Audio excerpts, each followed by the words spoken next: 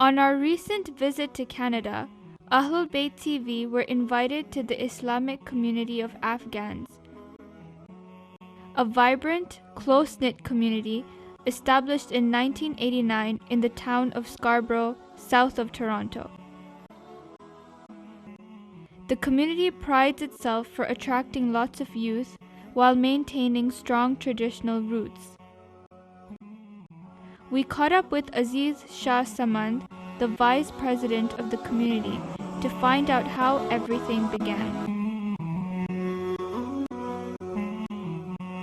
I'm an elected vice president of the community, and we're all volunteer-based, and we have a board of directors consisting of 11 directors and president, and everybody do all volunteers, so there is nobody getting paid, there is no salaries involved. Is on a one-year base terms, and we have every year at the beginning of the year we have elections, so the election is held and then people voted in or voted out. This community was founded on the base of the needs of the society and the immigration of our community to Canada, and in the beginning of 1980s we had nothing at that time, but in 1998 the community came together and they needed that, and they found this is very important to have our own center. So since then, the 30 members of the 30 family came together and tried to found it, and we get a unit, a rental unit, and we came during the Mahrams and other ceremonies, religious ceremonies, and cultural ceremonies together. And as our community grows, every year the need got greater and greater, and the demand of the community, we tried to purchase this unit. And this center we have in here right now for 15 years. Right now, the growth of our community from 30 families gone up to 950 families. In terms of number, we are almost 5,000 people. So this center we have is about 16,000 square feet. Consists of two sections. One side is for the ladies, one side is for the men. And it's a freestanding building on a 3.2 acre land. And it's called the Islamic Community of Afghans in Canada. Sure, once we moved in, first we migrated here. There was not too many people we would, interact with, and we had no place to go. We were trying to share the unit, but the Islamic Jaffery Mosque, they were gracious to lend us a piece of land in front of their building. So we put our tent for the first time. That's how we celebrated Muharram. And after that, a few years later, we rented a hall for 2 years in a row. And then we rented a hall, a hall for about 4 or 5 years. From there on, we found that it's not good enough for us. We should buy a place and have our own, because the number of the community growth and the immigration was coming into the country was a higher number. So the demand was higher for us to build that. So that's why the need from the tent was a 30 family to now the 950 families. As the community expanded in the past 5 years, the number grown from 400 families to 950 families, as I said, maybe 5,000 numbers altogether. But this mosque, as you could see tonight, is not enough for the people who are coming. We are accepting every Muharram on the 10th or the 9th of the Tasu'a and Ashura, between 3,000 to 3,500 people, coming in. So our goal is to expand our community, our building. We purchased a land and a neighboring building. And inshallah, in a few years, once we pay off the land, we have a plan to build up a bigger building with lots of accessories there, like gyms and classes for the students, for the classes for the Qurans, and a regular day schools, and also the facility for the ladies and the men to come in and they go to gyms and they do the sports, and also the 2 unit of 20,000 square feet. One of the goals of our center, not only help the Afghan community in Canada or in the West, but also we want to help the people in Afghanistan, because that's our base and that's our root. Our community center involved with one of the ex-president of our community center is Ibrahim Qasimi in Afghanistan. We are volunteering with, collecting donation. We are funding a school in Afghanistan for the people who cannot afford to go to the schools. As you know, in Afghanistan, for the past 30 years, in the war and in turmoil in civil war, so lots of displaces, lots of people were uneducated. So we founded our own self to fund a couple of schools and send kids into the school and make sure to be educated, because with true education, you achieve higher goals, and you achieve and understand your responsibility as a youth and as an adult to your community and your country. So we're very proud to announce we have a couple of schools are funded in Afghanistan, and through their fund, they're hiring teachers or graduated from university, going for 2-3 months. They go into in central Afghanistan with the places where they're needed. They're teaching the high school graduates to get ready for the exam for the university entries, which is the result and been very good. The entry result for the exams for those funded students are a very high number. My advice to all youth, the Muslim Ummah youth, inshallah, will be find your own roots and stay with it and try to investigate the other roots, especially your Islamic tradition and whatever you live in that society. Make sure you understand where you come from and what you're here for. If you find out that, inshallah, you'll be successful in the life. And one thing I would say, respect the elders and respect your kids. And the younger generation, inshallah, here for us. So make sure you give to the younger generation when they need help. And if you could do volunteer to your own community centers and in the community living large, whenever you might be living, that would not only represent you, and that would represent Islamic Ummah, inshallah, in a good way. What inspired me to serve my community, because I see some of the older people in this community, how graciously they spend their time without asking anything in return. And they were serving the people days and night. They were building, they were cleaning, they were fixing the stuff, and they were giving their own time. That inspired me to start doing the same thing and volunteers. And if God may, inshallah, accept this, that's what my inspiration, and that's my goal, is to give more and more volunteers, not to my own community, but to the community in large of the Muslim and the Canadian society. Our community is a non-profit organization. It's only based and funded by the memberships and donation.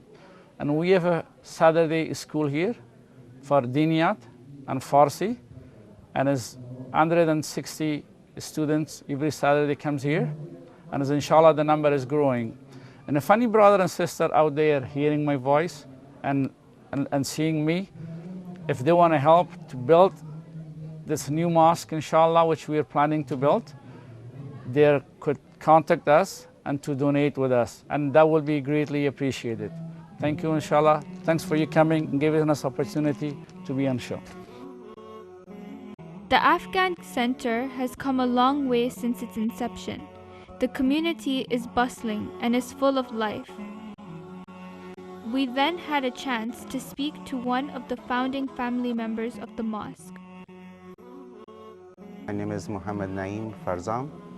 Actually, I have been this member of this Islamic community of Afghans since the beginning of establishment, since we immigrated here in Canada in 1988, and we Afghan people from different provinces of Afghanistan gathered in one apartment actually, and we decided to have a place to have some ceremony and some celebration of Islamic or national meeting from our country here in Canada, in Toronto.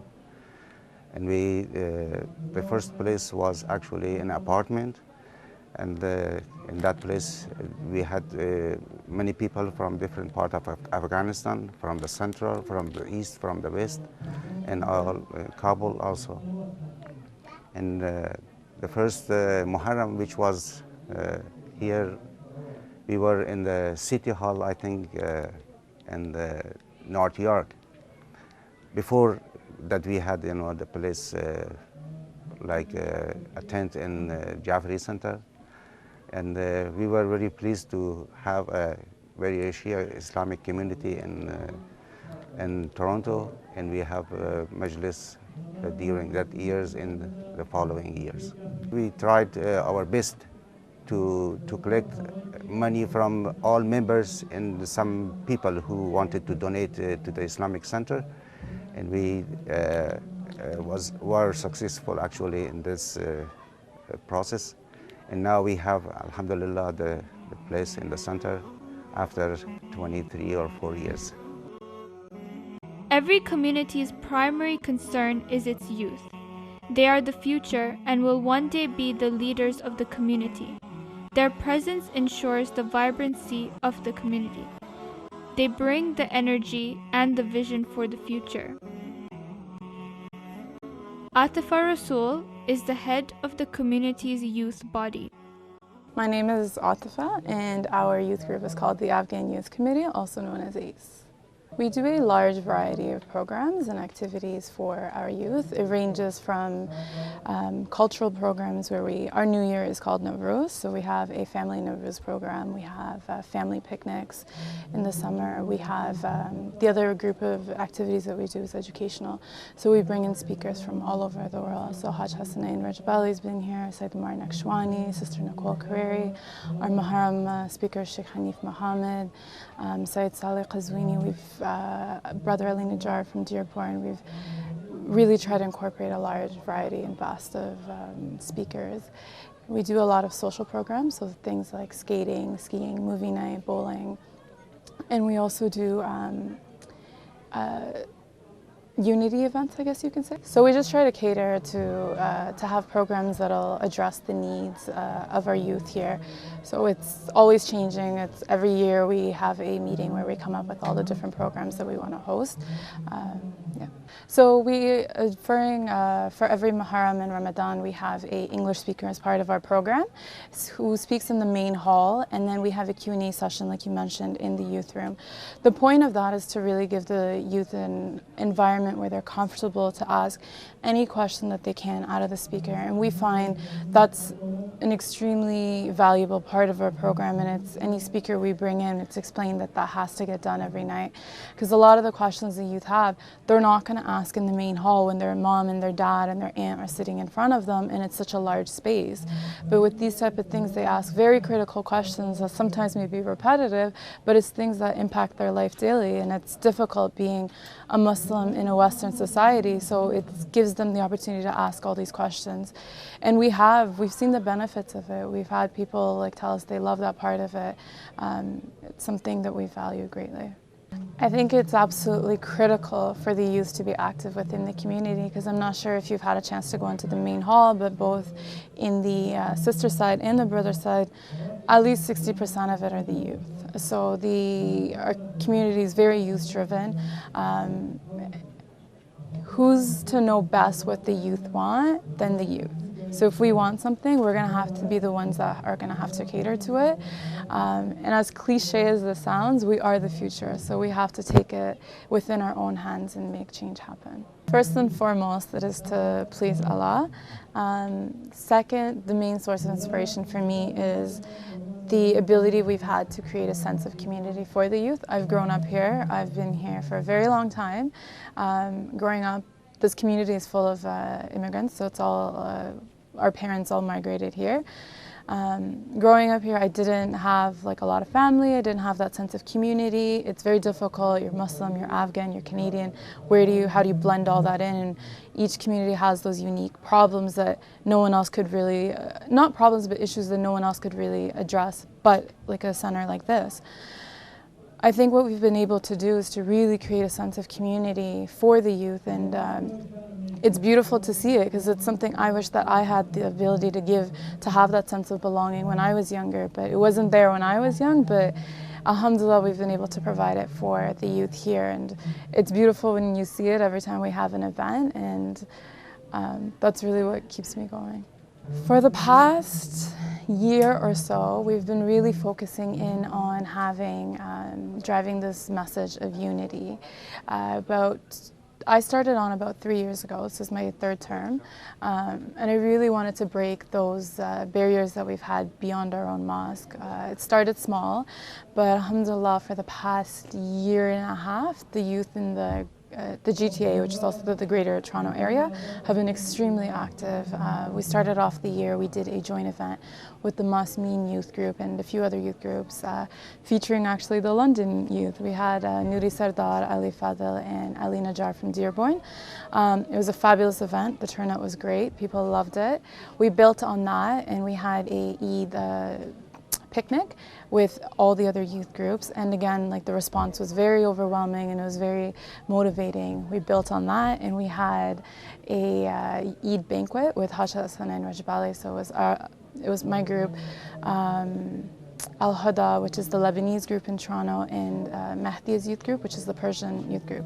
So the three of us had a Eid banquet for Eid al-Ghadir, and it was incredible. Like, the turnout was great. The feedback we received from the youth from all three communities was overwhelming. Like, none of us expected that. And the beautiful part was that it wasn't just the youth from the three centers, it was from all across. And the more exciting part is we've just created a new group called Nainawa. And that is 13 youth groups from across the GTA. It's the largest collaborative group that there is, and we had our first event on Sunday, and it was overwhelming because it's something we've wanted to do for a very long time, and finally we got to do this. It went extremely well. The Afghan community are known for their Quran reciters. أعوذ بالله من الشيطان الرجيم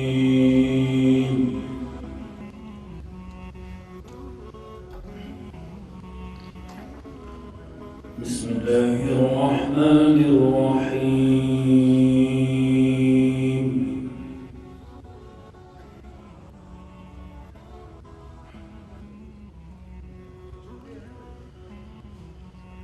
سبح لله ما في السماوات وما في الأرض وهو العزيز الحكيم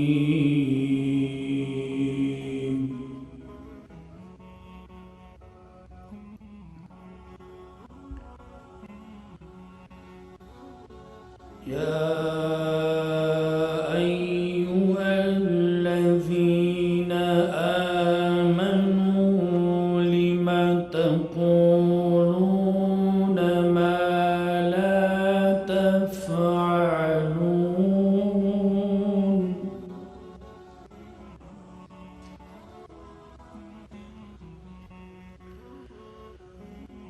كبر مقتا عند الله أن تقولوا ما لا تفعلون.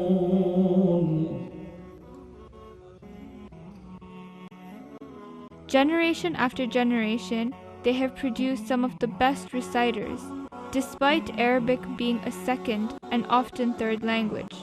A long but fulfilling process. My name is Mahmoud Sarabi, and I am a reciter, Quran reciter. I am also a teacher here at the Saturday School, as well as part of the Afghan Youth Committee. A few days ago, actually, I saw a video by a writer who's Jewish. Her name was Leslie Hazelton, I believe, and she wanted to delve into the Holy Quran a little bit more, to learn about its mysteries, and to see the various different questions that people have in general. So she delved into the Holy Quran herself, opened it up along commentaries and translations and so on and so forth. And the conclusions that she in particular reached were quite amazing.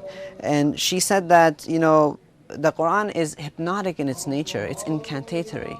It wants to be heard, it wants to be felt more than analyzed, and it wants to sound its music to the ears of people. And as a Quran reciter, I couldn't have agreed with her more. It brings about a different joy, a different type of feeling, but to keep the ambiguities to the side, I mean, just the respect, the protection, the integrity, I mean, everything that it brings a person, and is, you know, and over time it becomes as a hobby as well, and you just love it, you just enjoy it every second. The platform, I have to say, I have to give it to the community here. When I became part of this, when I came to Canada and I came in and became involved in the community, There were Quran sessions that were being held by my own personal teacher, Mr. Tahiri, and just the environment was right. And as a youth growing up, you want to be involved in healthy activities. And it was a good way for me to participate, and it sort of became a hobby. So I would have to give the credit to my personal teacher, Mr. Tahiri, as well as the community here who built that platform. And it just, the ball got rolling from there, motivation, teachers, participation, and it went from A to B to the point that we are here today. We here are, most of the communities here, including ours, we are here as, we are the first or second generation Muslim youth here. And our parents and our elders have done an excellent job by laying the platform here. But whether we like it or not, we are the future of this community. We are the future of our communities. They have established the platform, but we have to build upon it and we have to take it to the next level. That's a responsibility that comes up whether we like it or not. However, to give from the other perspective, as youth, you gain so much more back by becoming involved in the community than you give. I can give you a personal example of myself. I've been part of the youth the committee for over 10 years now. What I have gotten from this is just so much more, from the spiritual to material. And to just name a few materials so that we can relate to, public speaking, to be able to recite the Holy Quran in front of people and turn people into stones, so you don't have to worry about them. Being able to do project management, talk with the youth, relate to them, the confidence that it gives you, whether it's in your classes, in the workforce, from different, and as youth, we have to have healthy activities to be involved in. Healthy and fun activities to be involved in. What better than to be friends with other community members. You find good friends here, and then you go on skiing trips, on skating trips, or you go bowling together, and you develop friendships here that are not going to last you a year or two. They're going to be lasting you for the rest of your life, and they're going to be there for you in times of happiness as well as in times of tribulation. I would like to give the youth this advice. First of all, to get involved within their community, because it is through their community that they'll find various different Quran sessions and Quran programs to be able to participate. The reason why I say that is because one of the key skills that you require, soft skills I would say at the back, is you have to be consistent and persistent in learning the Quran, the recitation of the Quran, because it takes time. On the other side, in regards to technical skills, of course, giving the prerequisite that you know how to read the Quran, to learn the tajweed of the Holy Quran, to be able to pronounce and give due to each letter the way it's, with what it deserves, and what is its haqq. Taking it to the next level then is, if you can find a Quran reciter from within your community, that is the big help. Even if you don't have, however, pick a reciter. It could be any reciter, Sheikh Abdul Basit, Mustafa Ismail, Sheikh Shahad Muhammad Anwar, so on and so forth. Pick a reciter, pick a recitation, listen to it, listen to that particular recitation 1 billion times. When you're walking, going to work, school, coming back, anywhere, listen to it as much as you can, memorize it, try to emulate it and copy it, and then move on to the next surah, next surah, next surah, next recitation, and so on and so forth. And this will put you on a path of falling in love with the Holy Quran, as well as it will become your hobby. But the next step, I think, probably the step that will seal you becoming a professional Quran reciter, is you have to have a teacher to be able to guide you, to be able to both a vocal as well as in regards to your recitation, the tones, the melodies, the tajweed, and so on and so forth, to be able to guide you on the right path. So that will be the completing factor. We have, alhamdulillah, we've been blessed with various different Quran reciters, Quran teachers here at our community, including my brother, Mr. Zurabi, Mr. Tahiri. He leads on Saturdays our maktab or our madrasa.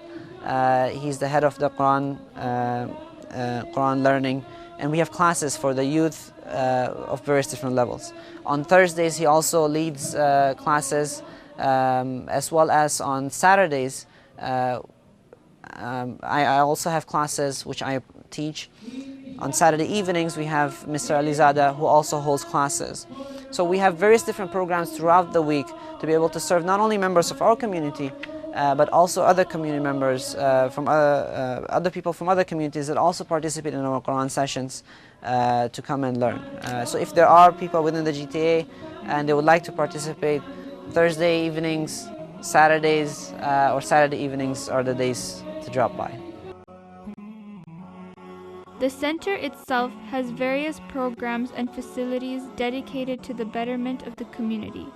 For instance, the library has several genres and titles in order to aid the spiritual growth of not only the Afghan community, but other communities within the Greater Toronto area. This library is a part of the Afghan Community Center. If you see here all these books around here, we have 14,457 titles, which is mainly 11,000 of these titles are in Farsi or Dari. And this is a non-profit. It's for use of anybody who's a member or non-member. They could come in and they register their name and pick up, borrow the book for as period as they want. In return, we don't want nothing from them. All we want them to come in often and pick up more books. We have about 2,300 English titles, and we have about 70 Pashto titles, and 400 Arabics, and 18 French, and 19 Urdu titles, and we have 650 of all different writing of Quran Sharif in this library. And this library is the hard work of our great brother here, inshallah, Sayyid Salihi, which is responsible and is in charge of the library. He's devoted his whole entire life for the past 20 years to this library and this community. If you see the titles are all writing in Persian on the top of the shelf, like we have the philosophies, we have the Quran, we have the history of Islams and know your Islams, and we have the tafsir of Quran, tafsir Namuna, tafsir of Jami, and we have the Najul Baraga, we have the history of Islam and history of Afghanistan, and also we have all the English books and Mafatih al-Jinans and the Quran, and would translated in English as well, and the Farsis. And also we have the politicals and this side, if you see, and also we have the lots of personalities books and about their characters and all kind of titles. Love for the Ahlulbayt is the cornerstone for every Shia community. The Afghan Community Center is no different. It is this love that drives our communities forward. At the center of this is the tragedy of Imam Hussein and his friends and family members on the 10th of Muharram. We have to understand and join in the right and forbid in the evil.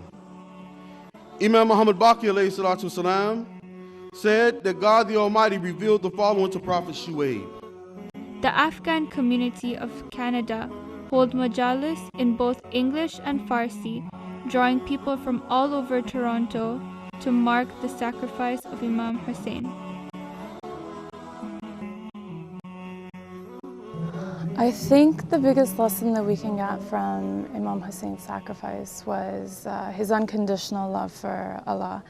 He sacrificed himself along with his family, including a 6-month-old baby, subhanAllah, all to please God. If that's not something that we can draw from and learn from, I'm not sure what else could be.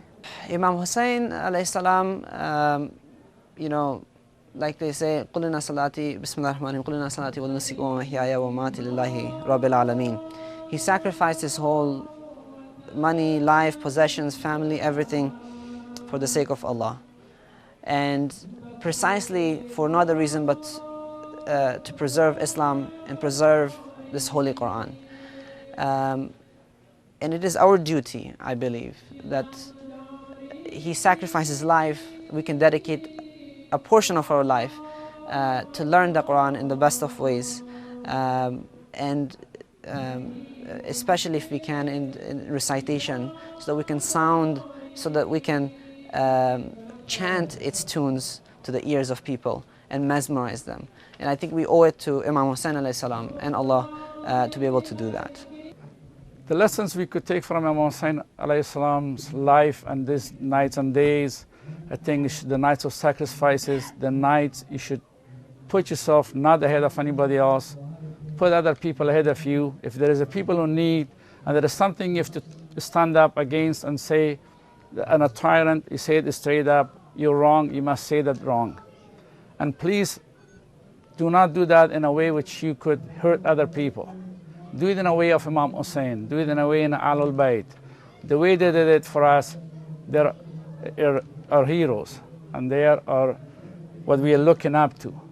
And my advice be, or my request from all generation, my younger generation, my fellow Afghan and fellow Muslim brother and sister is, please study, please look and investigate in Imam Hussein's life, and make sure you put that ahead of you and follow that route. Inshallah, you will be successful in your life.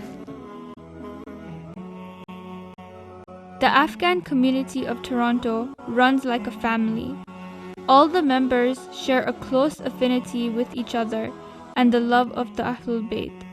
It's communities like these that will always flourish and keep the message of the Ahlulbayt alive for generations to come.